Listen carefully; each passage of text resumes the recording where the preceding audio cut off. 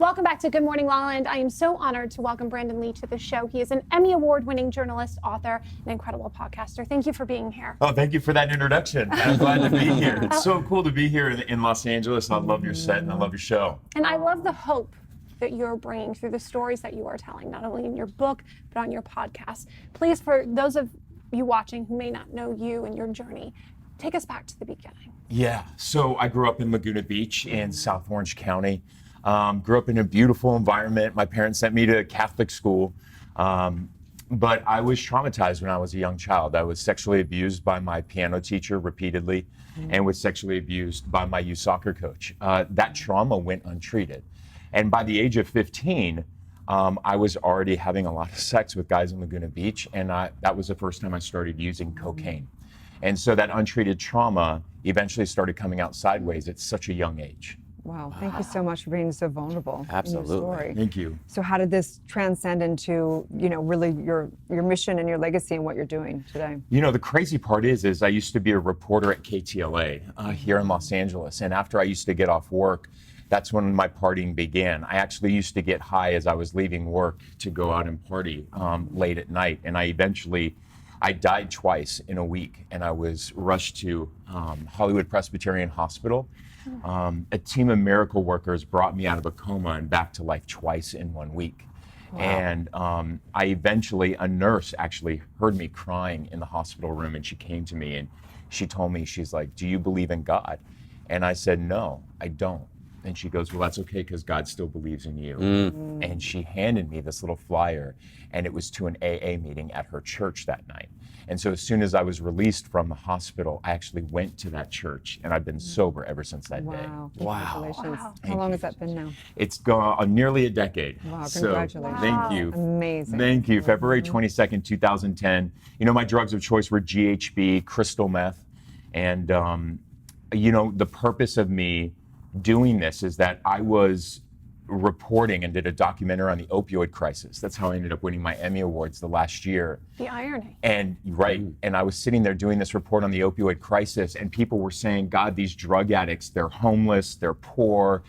And I was sitting there going, my God, I was that person. Like, I was here in these needle exchanges, and I was doing all this, but I was living a double life, one as a TV news anchor, and then one as this strung out druggie in the streets of LA. And finally I said, Brandon, if you don't put a face to this crisis, people are going to have this stereotype of what a drug addict is, and that stigma will still exist. But I wanted people at home, I wanted the viewers to know that, listen, the guy you watch every night for your nightly news used to be that junkie. Was that hard for you? I mean, I'm sure that took so much courage to It took be a the lot, face of that. to be quite honest, it took a lot of years of therapy. It took a lot of years of therapy for me to actually understand even what happened to me as a child was traumatic. Because I used to always say, people ask me, well, you grew up in Laguna Beach, your childhood must have been amazing. Totally. And so I used to always say, yeah, my life was really great. But the fact of the matter is that I grew up with a very abusive mother as well. And so, I learned at a young age that abuse and love can coexist in the same relationship. And so I had to learn later on, how did I end up in an abusive relationship at one point in my life? Because my friends looked at me and they said, God, you're such a strong man, you're such a strong individual, you're so successful. How could you date an abuser? And so through years of therapy, I started to really unpack and go back to my childhood and really understand. The first question people ask me is, how did you, of all people, become a drug addict? And I didn't have an answer to that question, and I wanted to find out.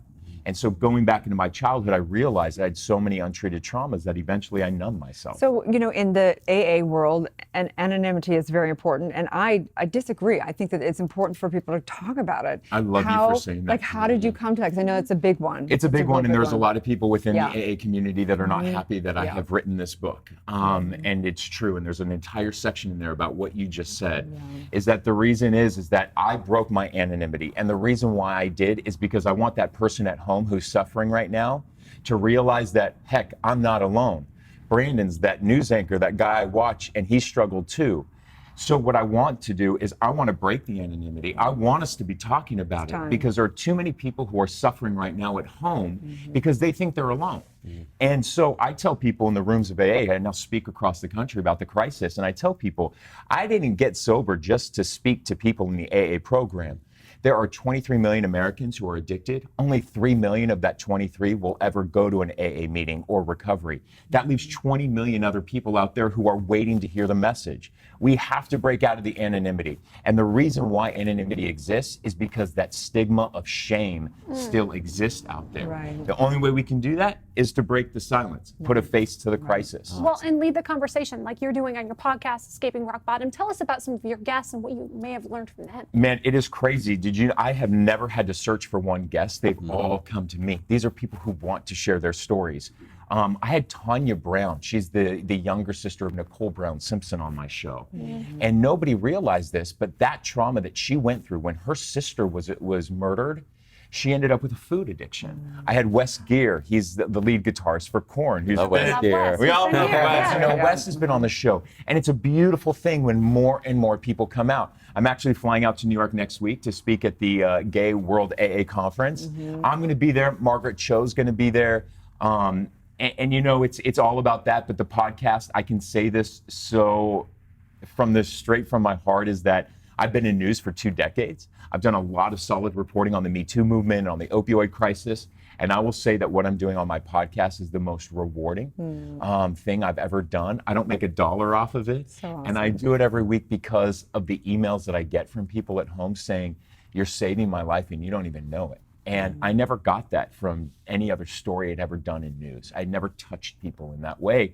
And the answer is because I'm being the most authentic version of myself that I've ever been in my life. That's so So inspiring. what was the you. moment when you said, I'm done, I have to get sober? I have to get sober. Yeah, it was easy because the world, I was living this double life and it was starting to crack. You know, that facade that I was giving everybody, you know, as this news anchor and news reporter, it was starting to crack. And I knew that if anybody in my family or any of my friends ever knew the levels of the depth of addiction that I was, in the gig would have been up. None of my friends knew. None of my family knew. And just being in that hospital, and it was that moment when I didn't believe in a higher power, I didn't believe in God, and this nurse came to me. Oh And my gosh. Wow. Tell us about the book. What can they expect in your book? yeah, boy, it's a roller coaster of emotions. I've had a few people, the book is actually being shipped out today. It published this week. What? Congratulations. Congratulations. You guys are Super the cool. first show that I've actually done Congratulations. talking about the book, about to go on a book tour starting this week. It's a roller coaster ride. I want people to know at the very end of the day, it's going to be uplifting, it's going to be motivational, but in order to get there, we have to go through a lot of dark stuff.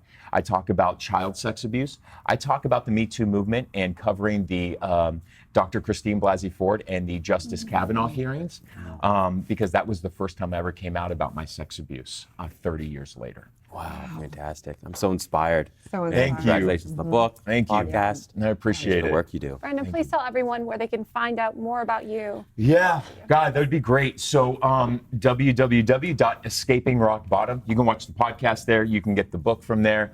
The book is at Barnes & Noble, Amazon, really, wherever books are sold. And follow me on Instagram, the Brandon Lee. I share stories about recovery and talk about ways how we can just keep the topic going. Yeah, and one last question. For somebody who doesn't want to go to AA, because it doesn't speak to everybody, No, it what doesn't. other things would you recommend for people? Always. There's so many other recovery services. I will say this, therapy has been the best thing that ever happened to me. I go to therapy once a week. I love it. I love it. As a matter of fact, I actually lowered the amount of meetings I was going to so I could up my therapy Got it. to really do some incredible growth. But that's an important Yeah. message, and I talk about it.